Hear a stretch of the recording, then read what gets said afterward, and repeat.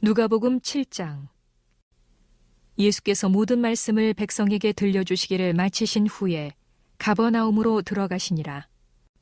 어떤 백부장의 사랑하는 종이 병들어 죽게 되었더니 예수의 소문을 듣고 유대인의 장로 몇 사람을 예수께 보내어 오셔서 그 종을 구해 주시기를 청한지라. 이에 그들이 예수께 나와 간절히 구하여 이르되 이 일을 하시는 것이 이 사람에게는 합당하니이다. 그가 우리 민족을 사랑하고 또한 우리를 위하여 회당을 지었나이다 하니, 예수께서 함께 가실새 이에 그 집이 멀지 아니하여 백부장이 벗들을 보내어 이르되 주여 수고하시지 마옵소서. 내 집에 들어오심을 나는 감당하지 못하겠나이다. 그러므로 내가 주께 나아가기도 감당하지 못할 줄을 알았나이다. 말씀만 하사 내 하인을 낫게 하소서. 나도 남의 수하에 든 사람이요 내 아래에도 병사가 있으니 이더러 가라 하면 가고 저더러 오라 하면 오고 내 종더러 이것을 하라 하면 하나이다. 예수께서 들으시고 그를 놀랍게 여겨 돌이키사 따르는 무리에게 이르시되 내가 너희에게 이르노니 이스라엘 중에서도 이만한 믿음은 만나보지 못하였노라 하시더라. 보내었던 사람들이 집으로 돌아가 보매 종이 이미 나아 있었더라. 그 후에 예수께서 나인이란 성으로 가실새 제자와 많은 무리가 동행하더니 성문에 가까이 이르실 때에 사람들이 한 죽은 자를 메고 나오니 이는 한 어머니의 독자요 그의 어머니는 과부라. 그 성에 많은 사람도 그와 함께 나오거늘 주께서 과부를 보시고 불쌍히 여기사 울지 말라 하시고 가까이 가서 그 관에 손을 대시니 맨 자들이 서는지라. 예수께서 이르시되 청년아 내가 네게 말하노니 일어나라 하시매 죽었던 자가 일어나 앉고 말도 하거늘 예수께서 그를 어머니에게 주시니 모든 사람이 두려워하며 하나님께 영광을 돌려 이르되 큰 선지자가 우리 가운데 일어나셨다 하고 또 하나님께서 자기 백성을 돌보셨다 하더라. 예수께 대한 이 소문이 온 유대와 사방에 두루 퍼지니라. 요한의 제자들이 이 모든 일을 그에게 알리니 요한이 그 제자 중 둘을 불러 주께 보내어 이르되 오실 그이가 당신이오니이까 우리가 다른 일을 기다리오리이까 하라 하매 그들이 예수께 나와 이르되 세례 요한이 우리를 보내어 당신께 여쭈어 보라고 하기를 오실 그이가 당신이오니이까 우리가 다른 일을 기다리오리이까 하더이다 하니 마침 그때 예수께서 질병과 고통과 및 악귀 들린 자를 많이 고치시며 또 많은 맹인을 보게 하신지라. 예수께서 대답하여 이르시되 너희가 가서 보고 들은 것을 요한에게 알리되 맹인이 보며 못 걷는 사람이 걸으며 나병 환자가 깨끗함을 받으며 귀먹은 사람이 들으며 죽은 자가 살아나며 가난한 자에게 복음이 전파된다 하라. 누구든지 나로 말미암아 실족하지 아니하는 자는 복이 있도다 하시니라. 요한이 보낸 자가 떠난 후에 예수께서 무리에게 요한에 대하여 말씀하시되 너희가 무엇을 보려고 광야에 나갔더냐? 바람에 흔들리는 갈대냐? 그러면 너희가 무엇을 보려고 나갔더냐? 부드러운 옷 입은 사람이냐? 보라, 화려한 옷을 입고 사치하게 지내는 자는 왕궁에 있느니라. 그러면 너희가 무엇을 보려고 나갔더냐? 선지자냐? 옳다. 내가 너희에게 이르노니 선지자보다도 훌륭한 자니라. 기록된 바 보라 내가 내 사자를 네 앞에 보내노니 그가 네 앞에서 네 길을 준비하리라 한 것이 이 사람에 대한 말씀이라. 내가 너희에게 말하노니 여자가 낳은 자 중에 요한보다 큰 자가 없도다. 그러나 하나님의 나라에서는 극히 작은 자라도 그보다 크니라 하시니 모든 백성과 세리들은 이미 요한의 세례를 받은지라 이 말씀을 듣고 하나님을 의롭다 하되 바리새인과 율법교사들은 그의 세례를 받지 아니하므로 그들 자신을 위한 하나님의 뜻을 저버리니라. 또 이르시되 이 세대의 사람을 무엇으로 비유할까? 무엇과 같은가? 비유하건대 아이들이 장터에 앉아 서로 불러 이르되 우리가 너희를 향하여 피리를 불어도 너희가 춤추지 않고 우리가 곡하여도 너희가 울지 아니하였다 함과 같도다. 세례 요한이 와서 떡도 먹지 아니하며 포도주도 마시지 아니하매 너희 말이 귀신이 들렸다 하더니, 인자는 와서 먹고 마시매 너희 말이 보라 먹기를 탐하고 포도주를 즐기는 사람이요 세리와 죄인의 친구로다 하니, 지혜는 자기의 모든 자녀로 인하여 옳다함을 얻느니라. 한 바리새인이 예수께 자기와 함께 잡수시기를 청하니, 이에 바리새인의 집에 들어가 앉으셨을 때 그 동네에 죄를 지은 한 여자가 있어 예수께서 바리새인의 집에 앉아 계심을 알고 향유 담은 옥합을 가지고 와서 예수의 뒤로 그 발 곁에 서서 울며 눈물로 그 발을 적시고 자기 머리털로 닦고 그 발에 입 맞추고 향유를 부으니, 예수를 청한 바리새인이 그것을 보고 마음에 이르되, 이 사람이 만일 선지자라면 자기를 만지는 이 여자가 누구며 어떠한 자 곧 죄인인 줄을 알았으리라 하거늘. 예수께서 대답하여 이르시되, 시몬아, 내가 네게 이를 말이 있다 하시니, 그가 이르되 선생님 말씀하소서. 이르시되, 빚 주는 사람에게 빚진 자가 둘이 있어 하나는 500데나리온을 졌고 하나는 50데나리온을 졌는데, 갚을 것이 없으므로 둘 다 탕감하여 주었으니 둘 중에 누가 그를 더 사랑하겠느냐. 시몬이 대답하여 이르되, 내 생각에는 많이 탕감함을 받은 자니이다. 이르시되 네 판단이 옳다 하시고, 그 여자를 돌아보시며 시몬에게 이르시되, 이 여자를 보느냐?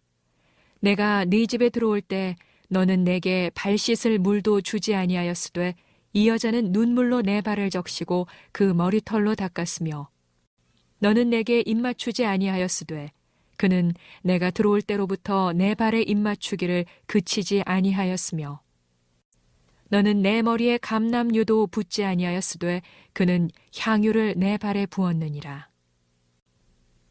이러므로 내가 네게 말하노니 그의 많은 죄가 사하여졌도다. 이는 그의 사랑함이 많음이라.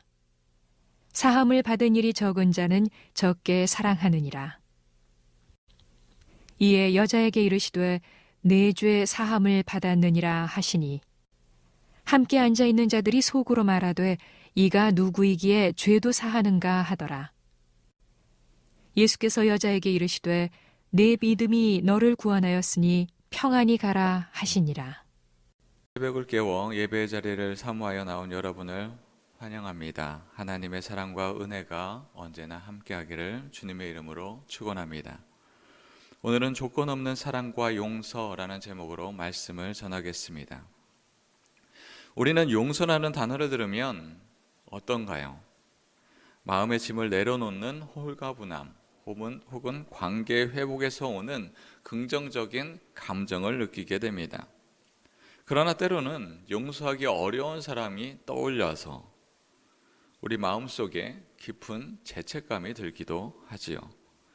오늘 우리가 함께 묵상할 누가복음 7장 36절부터 50절 말씀은 예수님께서 바리새인의 초대를 받아 식사하는 자리에서 일어난 사건을 기록하고 있습니다. 당시 바리새인들은 율법을 엄격하게 지키는 자들로서 당대에서 많은 사람들이 존경하고 있는 자였습니다. 의로운 자다라고 여겼던 것이지요. 그러나 그들의 마음속에는 예수님이 탐탁치 않았습니다. 선지자다 많은 사람들이 이야기했지만 그들 마음속에는 한편에는 정말 이분이 하나님이 보낸 그런 선지자인가? 라는 의문점을 갖고 있었습니다. 이러한 분위기 속에서 한 죄 많은 여인이 등장을 합니다. 그녀의 행동은 당시 사회적 통념상 엄청나게 생각하지 못하였던 것을 깨는 그런 것들이었죠. 한 바리새인이 예수님을 자기 집으로 초대하여 식사할 때에 그 동네에 죄가 있다고 하는 이 여인이 예수님께 다가와서 눈물을 흘리며 그의 발을 적십니다. 또한 그것으로 끝나는 것이 아니라 머리털로 그 발을 닦고 입 맞추고 또한 향유를 그 발 위에 붓습니다. 예수를 초대한 바리새인이 이것을 보고 그는 속으로 이야기합니다. 만약 예수님이 선지자라면 이 여자가 누구인지 알았을 텐데. 예수님은 시몬의 마음을 알고 말씀하십니다. 빚진 자가 둘이 있는데 한 사람은 500데나리온, 한 사람은 50데나리온을 빚졌는데 갚을 것이 없어 이 두 사람을 다 탕감한다면 누가 더 사랑을 받은 것이냐? 시몬이 대답합니다. 많이 탕감받은 자입니다. 그 대답이 옳다 하시고 바리새인과 여인의 행동을 대비하여 말씀합니다. 너는 내가 들어올 때 내게 씻을 물도 주지 않았는데 이 여자는 눈물로 내 발을 씻기고 적시고 머리털로 닦았으며 내가 입맞추기를 그치지 아니하였다. 너는 나에게 감람유도 부어주지 않았지만 이 여인은 향유를 나에게 부어주었다. 그리고 여자에게 죄사함을 받았느니라 라고 말씀하십니다. 이에 예수님은 47절에 중요한 말씀을 하십니다. 47절 말씀입니다. 이러므로 내가 내게 말하노니 그 많은 죄가 사하여졌도다. 이는 그의 사랑함이 많음이라. 사함을 받은 일이 적은 자는 적게 사랑하느니라. 여기서 주목할 단어는 사하여졌도다입니다. 헬라어로 아페온타이입니다. 이거는 완료 수동태로 과거에 이미 용서함을 받았으며 그 효력이 현재까지 지속되고 있음을 이야기하고 있습니다. 이는 예수님의 용서가 여인의 삶 전체를 변화시키는 완전한 은혜임을 보여주고 있습니다. 또한 사랑이 많은 까닭이라고 하는 것은 단순히 양적인 많음을 이야기하는 것이 아니라 질적으로 깊고 간절한 사랑을 나타냅니다. 종교개혁자 칼빈은 이 구절에 대해서 사랑은 용서의 원인이 아니라 결과이며 여인의 뜨거운 사랑은 이미 그녀가 하나님의 은혜로 용서를 받았다라는 증거다라고 말하고 있습니다. 예수님을 만난 후 여인은 변화됩니다. 예수님을 만나기 전에는 많은 사람들이 이 여인은 죄인이야로 생각하였습니다. 여인도 자신에 대한 인식도 똑같았죠. 나는 죄인이다. 예수님을 만난 여인은 회개의 눈물을 흘립니다.